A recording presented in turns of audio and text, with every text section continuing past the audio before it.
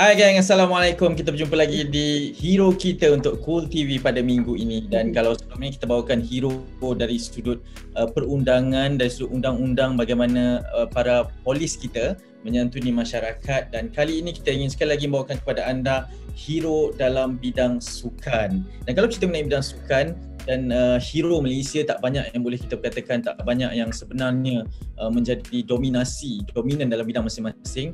Dan untuk itu pada minggu ini, itulah sebabnya saya sangat teruja kerana kita akan bersama dengan hero yang bukan kaleng-kaleng ni guys, bukan biasa-biasa ni. Ini adalah Datuk Nicole and David. Siapa tak kenal dengan jagoan squash dunia, telah pun berada bersama dengan kita nun jauh dari Colombia sebenarnya. Hi Datuk, how are you? I'm good, thanks. Apa khabar? Mungkin yang pertamanya, terima kasih kerana sudi bersama dengan kami. Thank you so much untuk sudi bersama dengan kami di Cool FM ini. Datuk, yang pertamanya, congratulations, the greatest athlete of all times. I'm very sure that overwhelmed with this current recognition. Mungkin dengan 318,000 undian lebih lah, menewaskan beberapa jagoan dalam sukan yang berbeza. Apa yang Datuk ingin sampaikan kepada rakyat Malaysia, terutamanya khususnya pada peminat-peminat yang mengundi Datuk sendiri? Saya berasa bangga dan gembira dengan negara ini, and all thanks to the Malaysian public for voting for me every day and cheering me on from afar, and also my family, my friends, they've all been also busy like making sure I get that award. So yeah, terima kasih banyak kepada semua orang yang vote untuk saya sepanjang masa voting system. Datuk, kita nak berkenalan sedikit lah. Mungkin ini bukan satu perkara yang baru pun, tapi untuk khusus penonton-penonton di Cool FM, sukan squash, Datuk, kenapa sukan squash yang dipilih pada permulaan? Sebab seawal umur beberapa tahun lagi dah melibatkan diri dalam bidang sukan squash. Kenapa squash? Bukan sukan yang popular dipilih oleh Datuk Nicole and David. Bila saya start squash, saya berumur 5 tahun dengan dua kakak saya, dan di Penang terdapat satu gelanggang squash baru untuk public. Jadi bapa saya encourage us to go kerana dia the friend of theirs built the public squash center. So obviously we went with my father and they had lessons, and that was my first sport I started, which was squash, and I really enjoyed it. I loved it so much, and I just wanted to play every day. So from 5 years old, I played that for until now, obviously, and I saw myself improve, like doing well. I started to travel to different places in Malaysia, and I was traveling overseas. So obviously, squash really was very strong in my heart. Yeah, it's like hampir 30 tahun Datuk kalau dari tahun tu dah 30 tahun lah, dan squash bukanlah sukan utama pada ketika itu. How is like feeling bermain sukan squash walaupun dengan kanak-kanak yang lain, remaja-remaja lain mungkin bermain sukan-sukan lain, netball, badminton yang lebih popular. Squash ni lain sikit. Macam mana tu? Saya main sport yang lain juga di sekolah. Saya main volleyball, basketball, athletics semua, renang juga. Tapi with squash bukan grup besar, hanya kakak saya dan saya adalah perempuan semasa dahulu.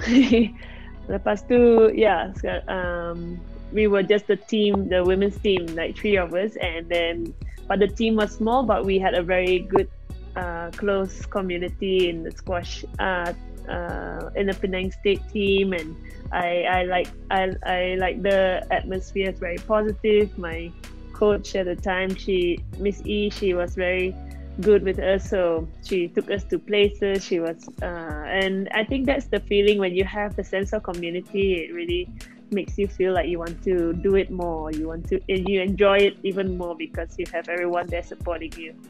Yeah. who inspires you the most during this journey? My parents were like my main inspirations. My dad was a former football player. He played for Malaysia as a goalkeeper. Yeah, and also he played hockey, field hockey, and was a sprinter for Penang State. So I think he was one of the first, inspirations to follow, and he was there to always support my sisters and I to play any sport, try everything, and that's why we just got hooked on squash, because we really loved it and we really did well as a team for the Penang State, and also all three of us played for Malaysia as well for squash. Yeah. Datuk, saya tak pasti kalau Datuk aware ada animasi anak-anak sidik dalam sukan badminton. Adakah sebab kita tengok realiti latihan dengan bapa yang tegas memastikan mereka ni bergelar world champion, adakah perkara yang sama berlaku kepada anak-anak David contohnya? No, there was no like. My dad was actually not coaching us. He was actually just out from the side, just supporting us. My mom and my dad never got into our squash training. It was really like they let us do our thing and we just train, and because we want to. It's not that we are when there's no pressure to perform well in our school or in our sports. We always were given a chance to just play and also to study hard, and if without any pressure, we actually feel like we can do it ourselves. We are there. We don't expect them to push us. We are there wanting to do well. We want to perform because they gave us the chance to go for it and give us that push to just not expect anything else other than just do your best. That's what my parents always say. If you do your best, you can't do better than your best. Ya, betul sangat. Okay. Ramai yang tahu Datuk memegang tampuk squash nombor 1 dunia selama 9 tahun. 8 kejuaraan dunia dan macam-macam lagi lah yang dicapai, kecil atau besar. Semuanya Datuk tak pernah pandang rendah lah pada sebarang kejohanan. Okey. Untuk pemerhatian atau pengetahuan semua penonton, what does it takes? Apa rutin untuk menjadi seorang mengekalkan rutin sebagai seorang juara? Nak jadi juara tu mungkin suatu perkara, tapi untuk mengekalkan kejuaraan tu 9 tahun ni Datuk, macam apa rutinnya seorang Nicole and David ni semasa bergelar atlet tempoh hari? Rutin adalah berbeza dengan atlet-atlet, tapi yang sama adalah working hard and working even harder. So I think when I was at world number 1, I wanted to keep improving myself, because it's not you don't just get to world number 1. You have to find ways to get better and to sustain that, because everybody is there to want to take that place. All the coaches want to beat you, want to find ways to beat you. So I had to work with a good team, my coach, Liz Irving from Australia, and my full support team to find ways to keep improving. And training is basically 6 days a week, twice a day, and you do like 2 to 4 hours a day training. So that's my week of training. So it's constant, but you are always finding small things to get better. You're not just number 1 to keep. You have to feel like you're number 2 to get there. So that was my motivation. I want to be better every time. So in 9 years at world number 1, that was how I motivate myself. I find ways to improve, because I'm not there. I need to work towards there. No, you cakap tadi ada satu perkara yang macam everyday you akan tengok untuk improvement walaupun dah nombor 1. Yeah. Boleh kongsi tak detail sebagai contoh macam small details on, sebab kita nampak you dah perfect dah main sukar nak kalah kan. Ada satu tempoh tu yang you tak pernah tewas dalam tempoh yang agak panjang. Semua kejohanan masuk, tapi you sendiri cakap ada yang masih lagi improvement. Contoh dia macam mana? Sebab kita tak nampak dah ni, apa lagi nak improve David? Ya, berbeza dengan orang lain dari luar, dengan pasukan saya.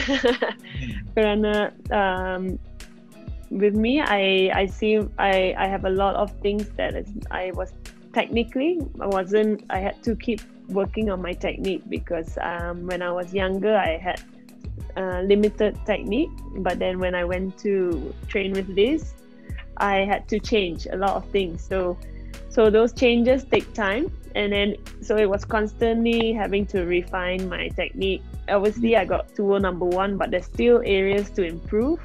So the technique had to be sharper, then I have to be more consistent, then I have to do more training on that one particular shot, and then in the next stage I have to improve my attacking skills. So okay, I can attack now, but now how am I gonna attack and then kill them, so these are the small things that I had to improve. And then physically I had to get stronger because then the players are getting stronger and faster, so I have to be even stronger, even faster, and last longer, so that they feel like they have a gap.